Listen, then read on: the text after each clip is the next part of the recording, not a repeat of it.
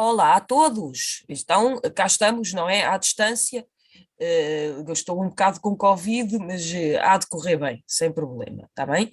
Agora, o que nós vamos fazer durante esta semana, eu vou gravar uns vídeos para vocês, aqui a mostrar um bocadinho aqueles slides que vocês já estão habituados e fazemos exercícios, etc., que é para nós conseguirmos dar este bocadinho que faltava da matéria do som. Lembram-se que só faltava um bocadinho, que eu até tinha dito depois que fazíamos uma questão de aula sobre isto, depois havemos de falar sobre isso sem problema, está bem? Portanto, aqui do som, e nós já aprendemos imensas coisas sobre o som, nós agora vamos focar-nos um bocadinho sobre os diversos tipos de fenómenos acústicos que podem acontecer. E o que é isto dos fenómenos acústicos? É, na verdade, várias maneiras que o som tem de se comportar conforme a situação onde ele se está a propagar. Vamos ver, eu vou-vos passar aqui estes videozinhos que vocês vão já começar a perceber um bocadinho melhor, está bem? Então, vamos aqui falar ou ver a reflexão do som. Quando uma onda sonora encontra uma parede, pode voltar para trás mudando a direção e o sentido ou apenas o sentido, continuando a propagar-se no mesmo material. Diz-se que a onda sonora foi refletida. A reflexão do som pode originar o eco, que só ocorre quando um obstáculo se encontra a pelo menos 17 metros da fonte emissora. Mas se a sala estiver vazia, em vez do eco, podemos ouvir o prolongamento do som no tempo, devido a sucessivas reflexões do som nas paredes da sala. Este fenómeno chama-se reverberação do som. A reflexão do som tem aplicações muito úteis. Por exemplo, os morcegos orientam-se e capturam as suas presas utilizando o eco. A profundidade do mar num determinado local pode ser conhecida recorrendo-se a um sonar, um sistema de localização que se baseia na emissão de ultrassons. Então, o que é que vimos aqui? Vimos que o som pode atingir uma superfície e depois voltar para trás, não é? E refletir, e que a maneira como ele se reflete normalmente muda a direção e o sentido, mas pode não acontecer. E depois temos várias aplicações, que no caso dos morcegos, que nós até já tínhamos falado nos morcegos, e neste caso aqui dos navios com sonares. Como é que isto faz? Um navio emite uma frequência de som que bate no fundo do mar e depois volta à superfície com a reflexão. Quando se conseguir saber o tempo que isto demorou a fazer, facilmente se consegue saber qual é que é a distância que está ao fundo do mar. Tá bem? No entanto, aquilo que se viu há bocadinho, a reverberação do som, é quando se o som, além de refletir, também começa a propagar-se em várias direções diferentes. Tá bem? Já vamos ver melhor o que é que isso quer dizer e que aplicações é que isso tem. Tá bem? Portanto, primeira, reflexão do som. Tá? Se quiserem pedir ao professor para fazer uma pausazinha no vídeo, o vosso professor substituto que estiver aí convosco, podem pedir para escrever aquelas coisas que acham mais essenciais. Neste caso, podem escrever a reflexão do som. Tá bem?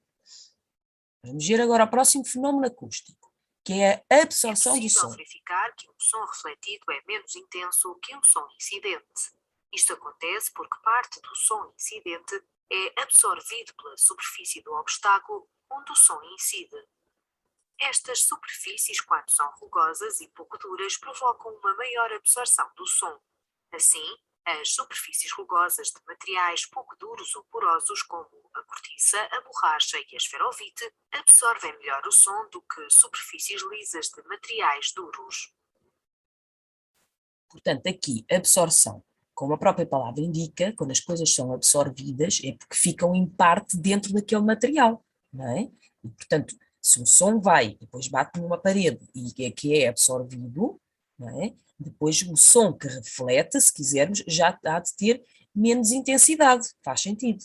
Depois, conforme o tipo de superfície, o som é mais ou menos absorvido. Se as superfícies forem rugosas e pouco duras, temos muita quantidade de som absorvido, e por isso é que se usa também em isolamentos acústicos, a cortiça, a esferovite, a borracha. Se as superfícies forem muito lisas e de materiais muito duros, então vai haver pouca absorção do som, ok? Portanto, recapitulando, superfícies rugosas e pouco duras absorvem bastante bem o som. Superfícies lisas e materiais duros absorvem pouco o som. Se quiserem mais uma vez, façam pausa para escreverem isto no vosso caderno, está bem? Que ficam já com os apontamentos. Vamos ver agora o próximo fenómeno acústico, são 3, está bem? Se o som atravessar as paredes da sala e passar para outra divisão, ocorre a refração do som. O som que passa para a outra divisão chama-se som refratado e tem uma intensidade sonora inferior à do som incidente. Isto acontece porque, em simultâneo com a refração, ocorre reflexão e absorção. Então, o que é que se passa aqui, na refração? Vamos lá observar bem esta imagem. Temos aqui um som incidente, aqui uma coluna, não é? E reparem que, neste caso, estão a acontecer as 3 coisas que nós já tivemos a ver. Vem aqui, bateu ali, refletiu. Depois passou também através do vidro, refratou. E esta parede que está aqui ainda absorve um bocadinho do som. Portanto, reparem, este incidente uma parte deste som volta para trás no fenómeno de reflexão, uma parte deste som atravessa o vidro e é o som refratado, e uma parte deste som vai ser absorvida pelo material desta parede. Está bem? Reparem aqui uma coisa, este som refratado, estas ondinhas que aqui estão, e isto é feito de propósito, tem uma cor um bocadinho mais fraquinha do que aquele, verdade? Porquê? Porque aqui o som tem menos intensidade do que tem aqui. E por que será? Porque uma parte desse som foi absorvida aqui pela parede. Está percebido? Vamos então tentar fazer aqui umas atividadezinhas aqui dos slides, está bem? Vamos ver aqui. Ainda mais aqui um simulador. Os não é? fenómenos acústicos variam de acordo com a superfície onde o som incide. Clica Lembram-se? no tipo de superfície e observa a propagação das ondas sonoras emitidas pelas colunas de som. Lembram-se que há bocadinho dissemos que as superfícies lisas absorviam pouco o som e as superfícies rugosas e mais moles absorviam bastante o som. Eu vou fazer aqui a simulação, vamos fazer aqui primeiro com as superfícies lisas, a ver o que é que acontece ao som. Está ali a coluna, vamos ver o que é que vai acontecer às ondas sonoras. Estão a ver? Refletiu, bate, reflete. A intensidade ali, estão a ver? Praticamente igual. Vamos ver agora se a sala tivesse revestida de cortiça, a ver o que é que aconteceria.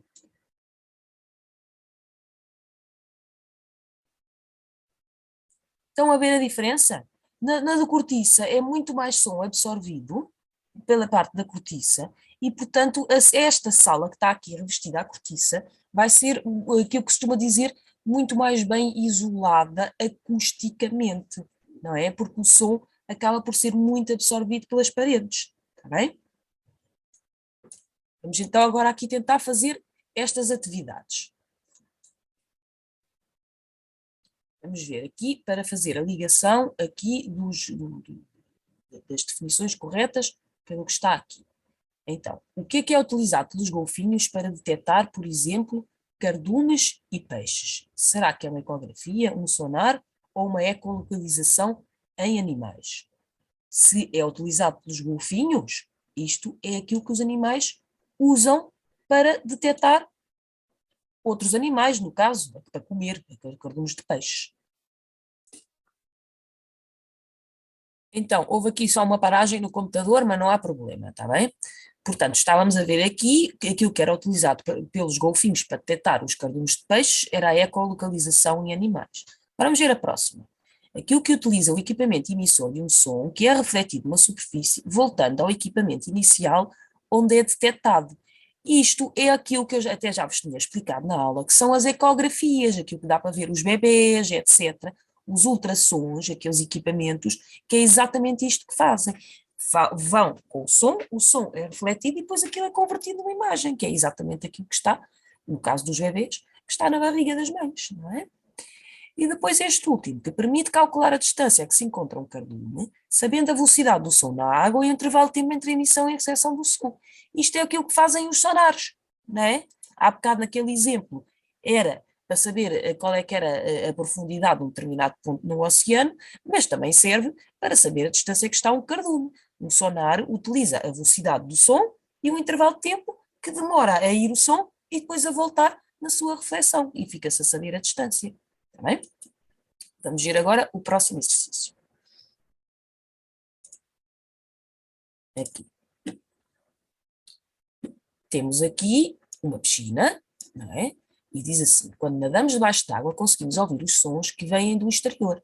Vamos selecionar o fenómeno acústico que explica esse facto. Então, eu estava debaixo d'água, não é? Mas eu ainda assim consigo ouvir aquilo que se está a passar cá fora, não é? Será que é um eco? Será que é uma reverberação? Será que é uma reflexão ou será que é uma refração? Lembrem-se que na parte da refração é quando, na verdade, as ondas sonoras passam de um meio de propagação para outro meio de propagação, que é aqui o caso. As ondas sonoras vinham do ar, das pessoas que estavam aqui fora, e depois, que é um dos meios de propagação, mas depois são propagadas também na água, que é o outro meio de propagação. Então, quando isto acontece, estamos a falar na refração, tá bom? Pronto, isto eram aqui uns exercíciozinhos pequeninos para vocês começarem a ter ideia do que era isto, do que não era isto, está bem? No próximo vídeo eu ainda vou explicar um bocadinho melhor isto, entretanto, podem fazer, ou podem já anotar para fazer depois, as páginas 169, 170 e 171 do vosso manual, que é para fazerem no fim de nós depois termos dado esta matéria toda, está bem? Esperem pelo próximo vídeo, até já!